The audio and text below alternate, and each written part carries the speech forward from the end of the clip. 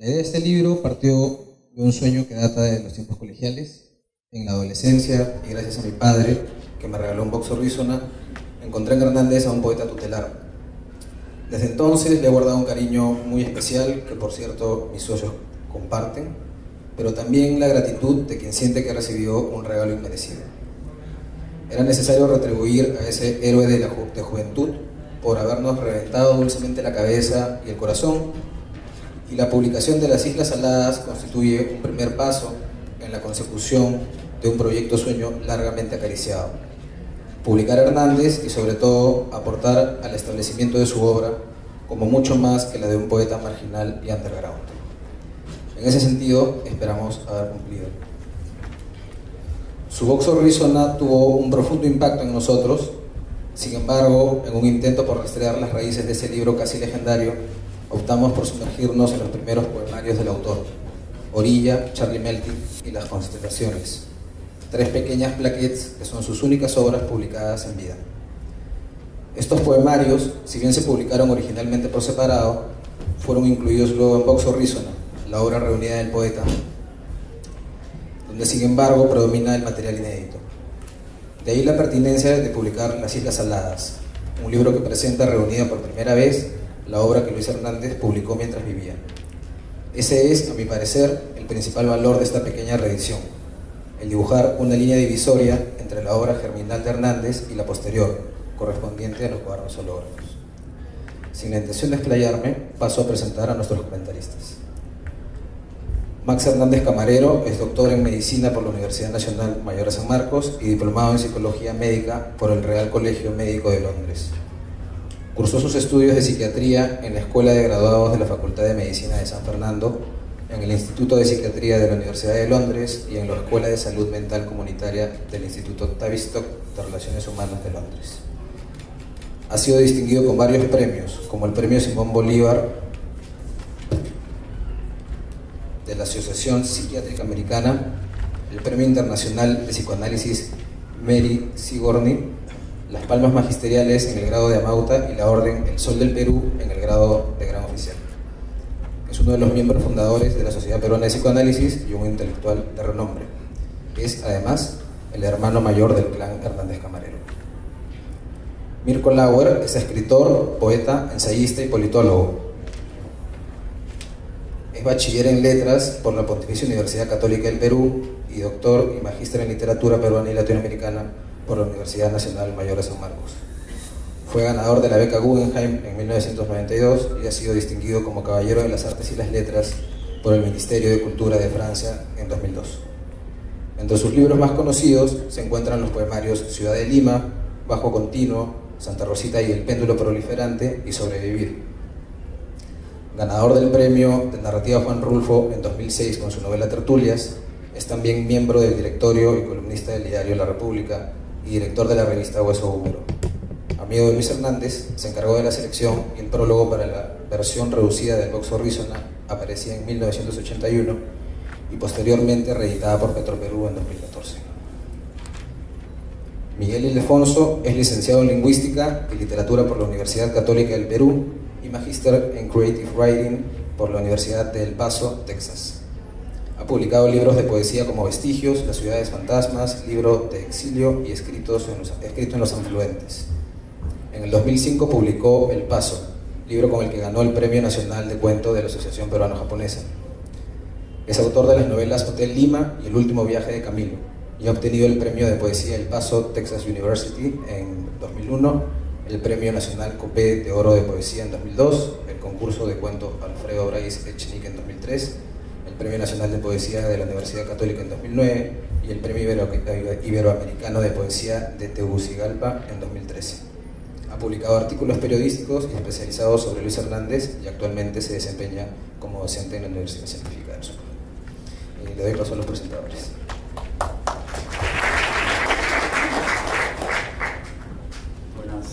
Buenas tardes. Quiero primero agradecer a Teo Quizás y al equipo de Peso Pluma por la invitación, ¿no?, para presentar este libro y estar aquí en esta mesa, esta gran mesa, ¿no?, que integramos, ¿no?, estamos aquí. Voy a leer un texto tan largo que he preparado de las Islas Aladas. En mi experiencia de presentador de libros, que no es poca, puedo afirmar que estar aquí en esta mesa no solo es un honor, y por supuesto que es mucho más que un gusto o un placer. Es el acto público más trascendental de mi, digamos, carrera literaria. Presentar la reedición de las 3 primeras obras de Luis Hernández implica un desafío que me impele, de alguna manera, a emular la ruptura de lo convencional, de tratar de estar, vaya osadía, a la altura de una poesía que fue capaz de romper con todo protocolo. Y decir esto apenas es el breve inicio de un intento de abordar al poeta que cambió la vida de muchos de nosotros.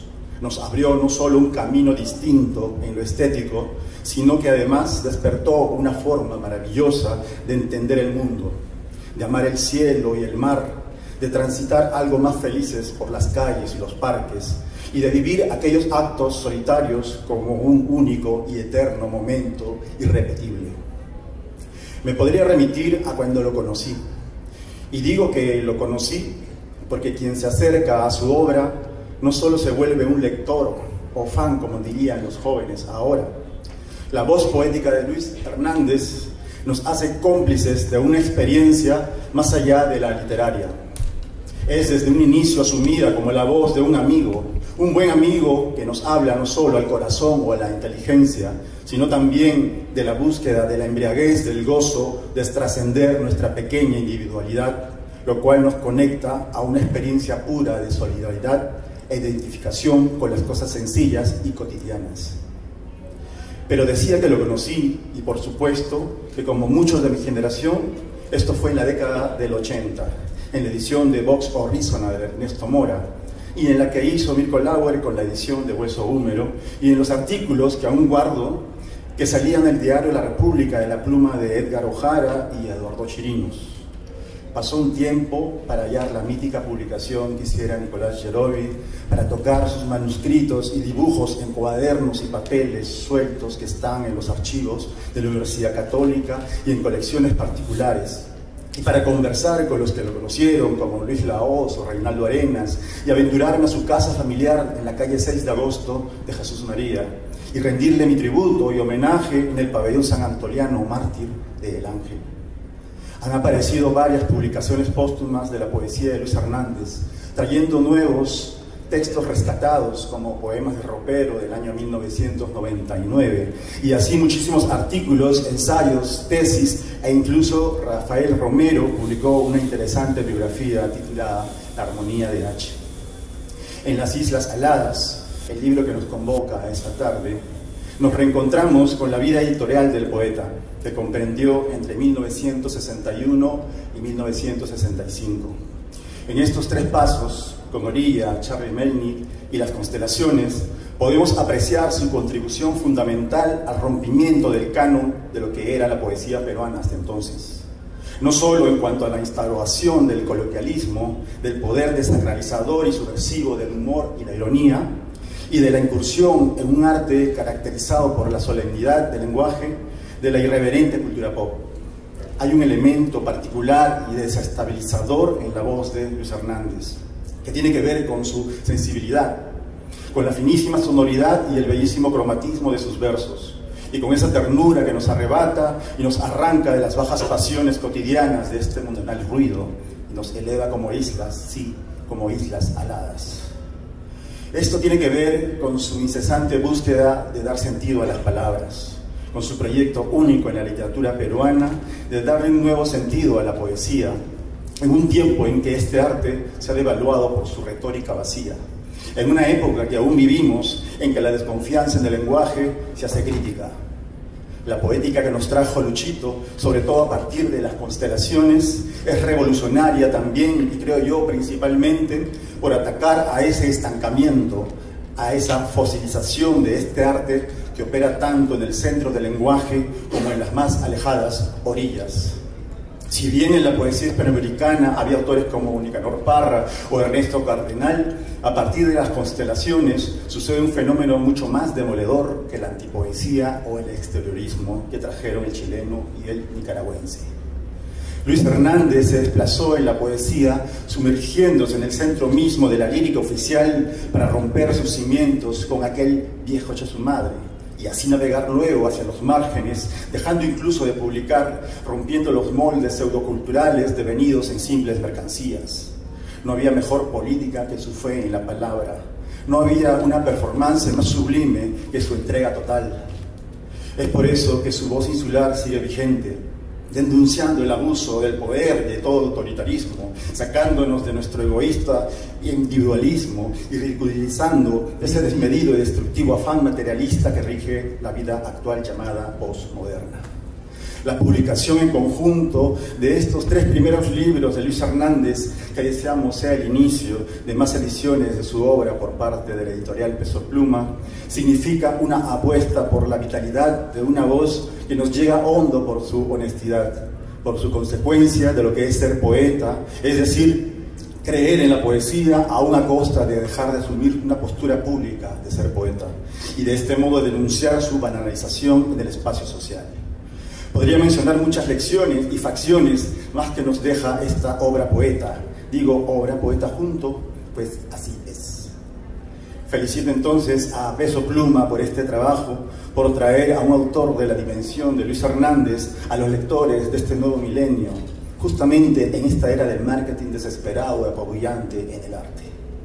Yo hubiera sido premio Nobel de Física, pero el sol, la cerveza, la playa, la Coca-Cola, los parques y un amor me lo impidieron. Esto decía Luis Hernández, tal vez frente al mar de la playa de Herradura, en un crepúsculo de verano, con una botella de cerveza, contemplando los cromáticos yates como islas aladas. Pero ni falta te hizo, Luchito, y no me refiero a la cerveza, sino me refiero al Nobel. Pues esas islas ahora son un inmenso continente que 38 años después de tu partida te sigue leyendo, son esos prófugos del mundo que te siguen copiando los versos, emulando tu extraño corazón bajo esa sinfonía para banda, junto a la frazadita y con la letra de Primarioso. Porque gracias a ti, maestro, ya no son tan solitarios aquellos actos como del amor y de la muerte. Gracias.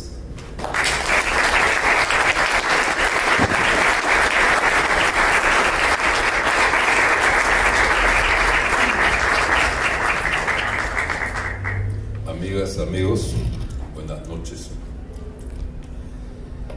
Cuando recibí el encargo del amigo Pinzás para hablar sobre esto, inmediatamente instalé en algún lugar de mi cabeza los libros que iba a comentar y que están subsumidos en este.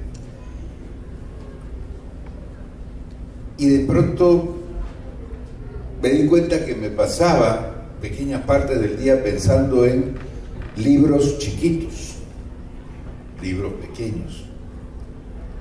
Y me pregunté por qué. Es la influencia de esa maravillosa gestión de ventas que dice: en estos pequeños libros están condensadas las ideas de grandes hombres. Pero pensé, no tiene nada que ver. Y al final llegué a la conclusión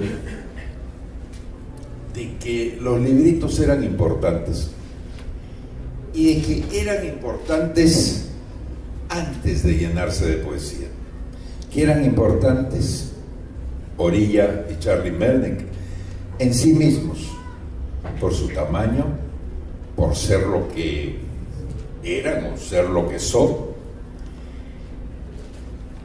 Y a partir de ahí estructuré las 2 o 3 ideas que traigo.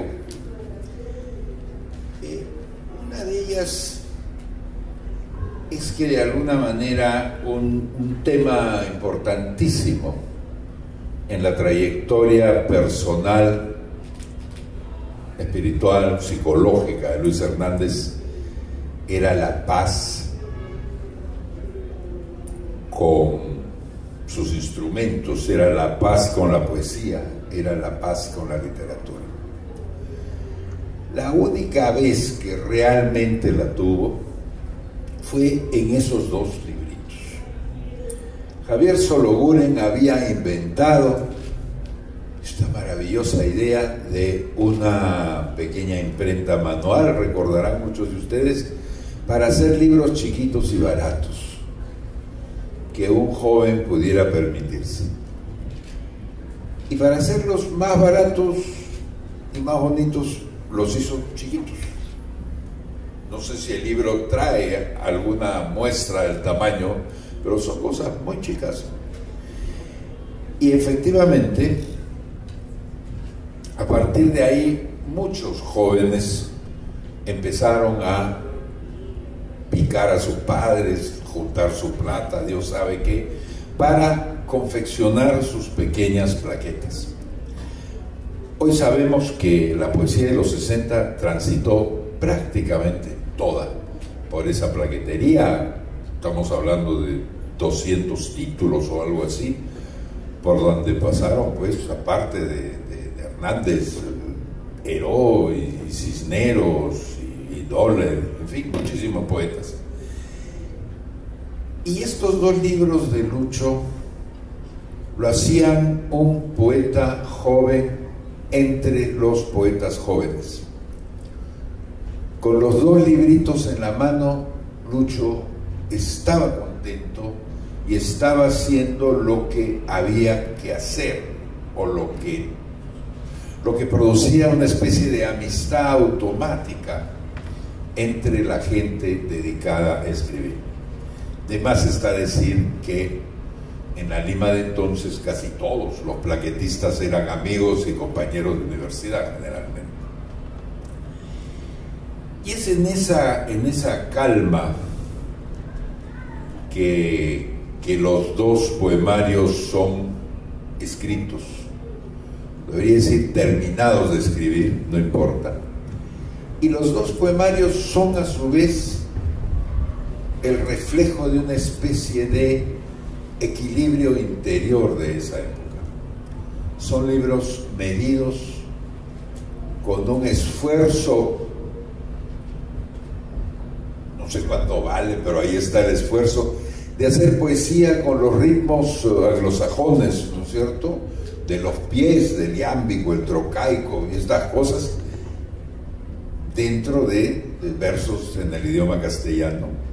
Muchos de ellos salieron bien, y entonces Lucho tenía estos libros que eran gregarios, digamos, y además tenía estos textos que eran ordenados, bonitos, finalmente en contraste con la amargura real o disimulada de casi todo el resto de su poesía. Estos son dos poemarios dulces de alguna manera. Son poemarios dulces, y hay que ver cómo los regalaba, cómo los dedicaba, con unas dedicatorias también todas dulces y contentas. Efectivamente estaba regalando algo muy suyo, algo muy querido en ese sentido. Así lo conocí, con sus dos poemarios en la mano, y por esos extraños cambalaches de la vida, el ejemplar que tengo, los ejemplares que tengo, uno está dedicado a Reinaldo Gubens, que ya falleció, y el otro a Antonio Cisneros, que ya falleció. ¿En qué momento yo me he robado, o he comprado, o me he hecho de estos libros y perdido los míos? No sé, pero también me ha parecido parte de la velocidad a la que circula la moneda poética de la juventud, ¿no es cierto? Ahí está. Las constelaciones es otra historia. Con las constelaciones comienza una poesía sin duda de otro nivel, de otro calado. El trabajo mismo de producirla fue un trabajo angustiado, lento, complicado. Efectivamente, como dice el amigo Ildefonso, mucha cerveza, mucha herradura, pero no con el tono, digamos, alegre y simpático que le da. Había más cerveza que herradura en esas cosas. Y volviendo un poco a los textos mismos, no es casual que la reliquia que yo guardo de uno de los poemas de las constelaciones es una versión dibujada sobre una servilleta del Nacional de la Herradura, apenas legible. Las constelaciones se escribió de a pocos porque era difícil, pero esa no es mi historia. Mi historia es otra. Con las constelaciones comienza el drama poético real de eso. Lucho había tenido esta relación pareja, amable, con la poesía, con el mérito poético, si quieren, y los dos poemarios, en medio de estos 200 poemarios, eran un símbolo de eso. La pequeña historia o la leyenda urbana dice que él nunca quiso enviar las constelaciones a un concurso poético trujillano con un nombre gigantesco, ¿no? El mejor poeta joven del Perú. En algunas versiones es otra persona la que envía el poemario sin que él lo sepa. Yo no sé.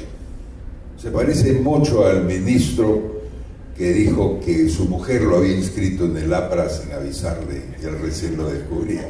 Yo sé. Pero estas cosas se pasan. Puede ser que el poemario fue enviado sin que él se diera cuenta. El problema es que obtuvo pues un segundo premio que le supo muy mal. Le supo muy mal. No estaba preparado para no ganar. Y entonces su descontento empezó a madurar, y no hay manera de que nosotros no asociemos el descontento del premio frustrado con el hecho de que Las Constelaciones es en efecto el último libro que vio publicado en vida. Es cierto que diseñó la carátula de la versión Yerovi, pero ahí no sabemos nada, ¿no es cierto? ¿Qué habría pasado? ¿Cómo habría sido? La cosa es que los cuadernos son el producto de un rechazo, creo yo, a la idea del libro, a la idea de la comunidad poética en ese sentido. Y además el libro no tuvo éxito de crítica.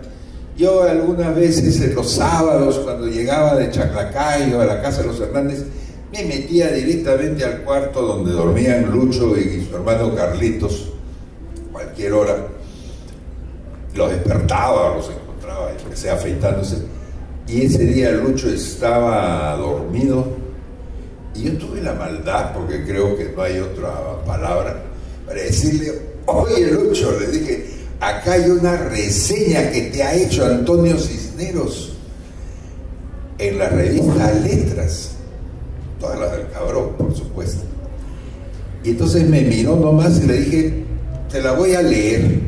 Quiero una reseña, no lapidaria ni demoledora, pero una reseña poco generosa, como Cisneros siempre fue con sus colegas, jóvenes seguidores, en la cual se le reprocha una serie de cosas.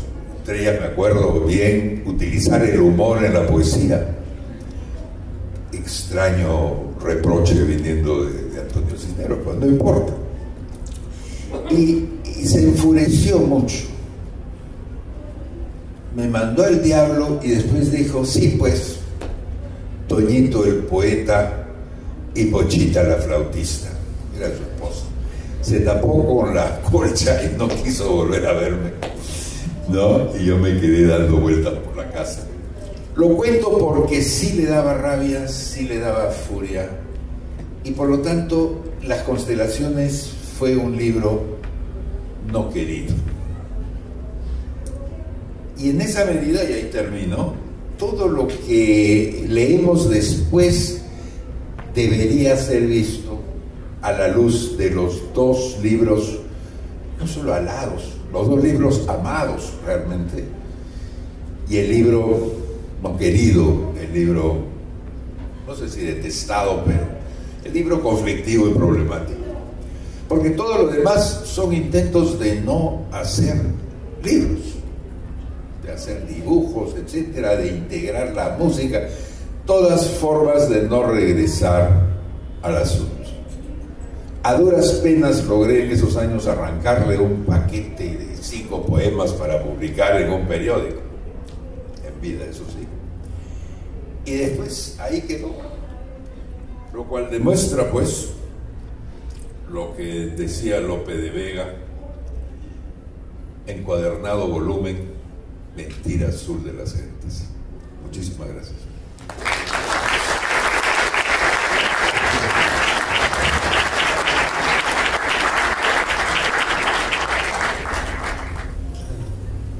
Rafael Romero, que publicó una biografía de mi hermano Luis, lo definió como un rebelde demasiado cercano a su familia.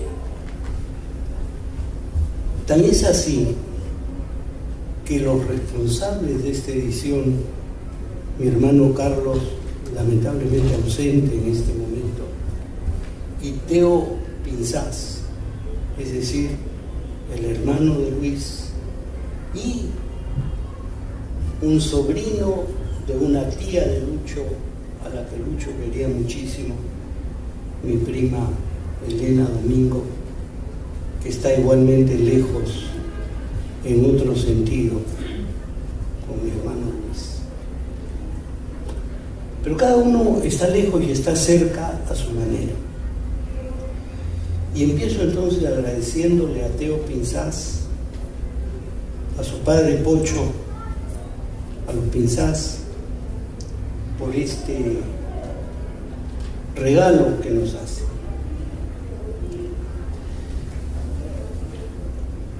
Miguel Ildefonso y Mirko han dado dos versiones, una, la de Mirko, cercanísima, porque probablemente sea la persona del mundo de la poesía, y de eso estamos hablando aquí, más cercana a Luis.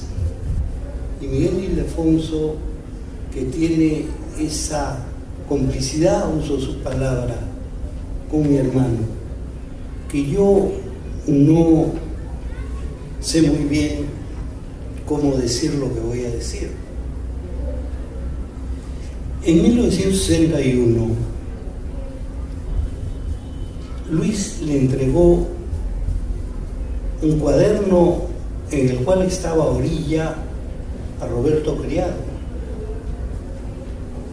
compañero mío de clase, amigo de la familia, y fue ese texto el que iría a dar a Chaclacayo, a la Minerva de Javier Sologuren, cuya mentoría de la poesía peruana acaba de resaltar Mirko, y creo que necesitaría ser resaltada permanentemente.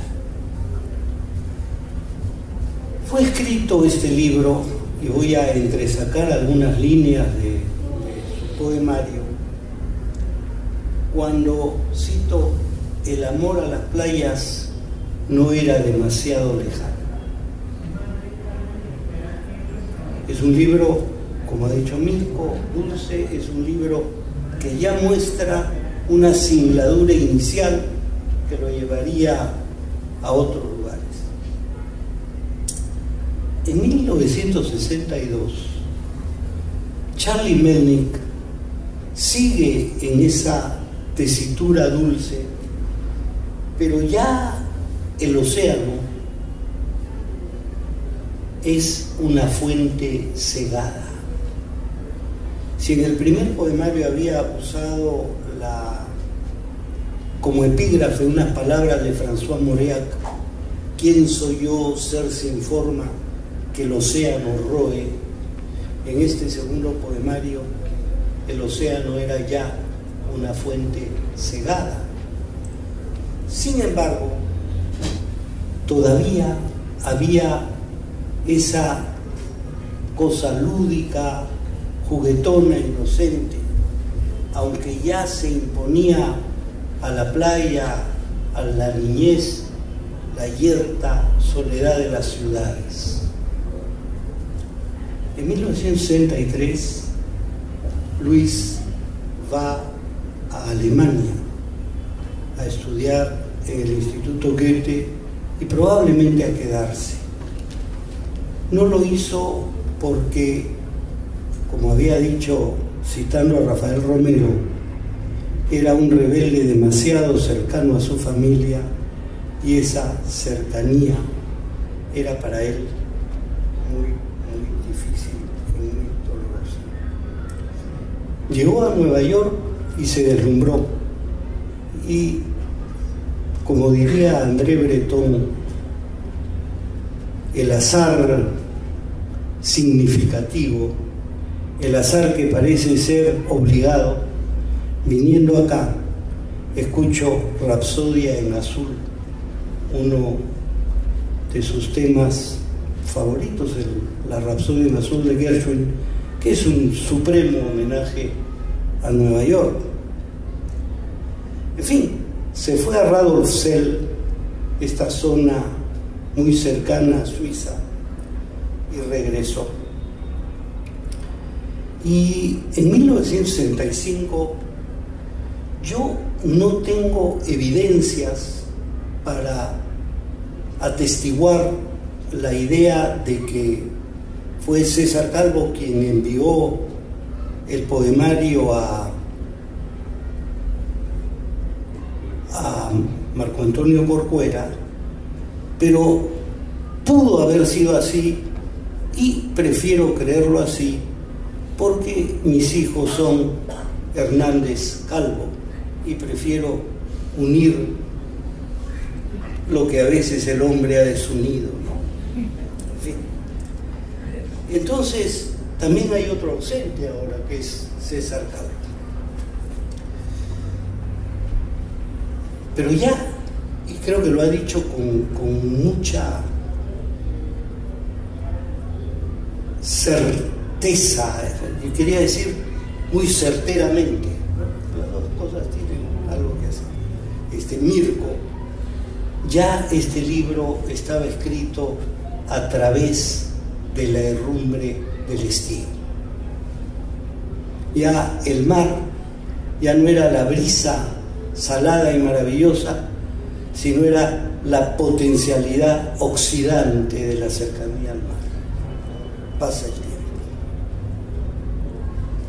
En fin, lo interesante para mí de esta reedición, que se la debemos a Peso Pluma y a Teo Pinzás, a quienes permítanme augurarles un largo y provechoso destino como editores por el amor a la literatura que han demostrado.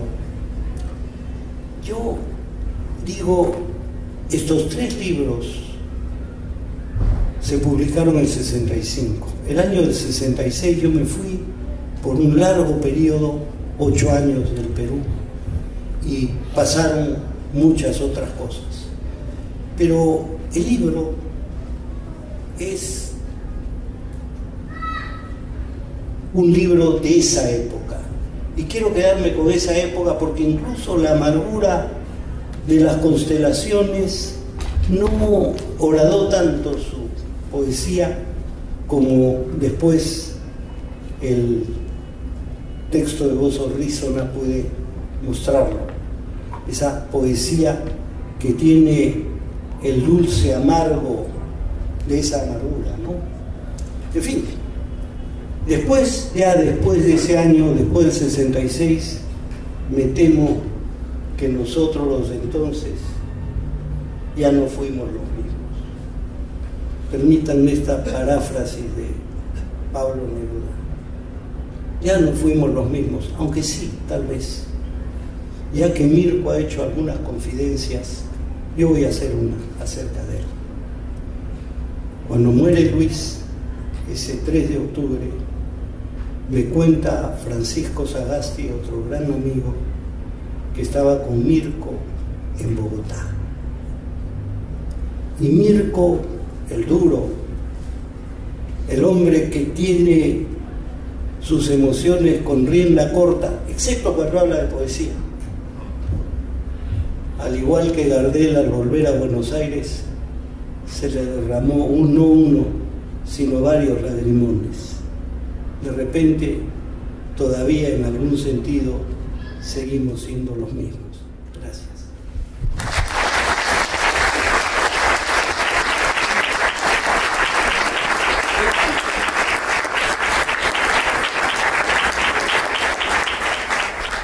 Muchas gracias a todos por haber asistido, gracias a Max, a Miguel, a Mirko por acompañarnos, han hecho cosas muy bonitas. En la parte de atrás pueden aproximarse si quieren adquirir el libro.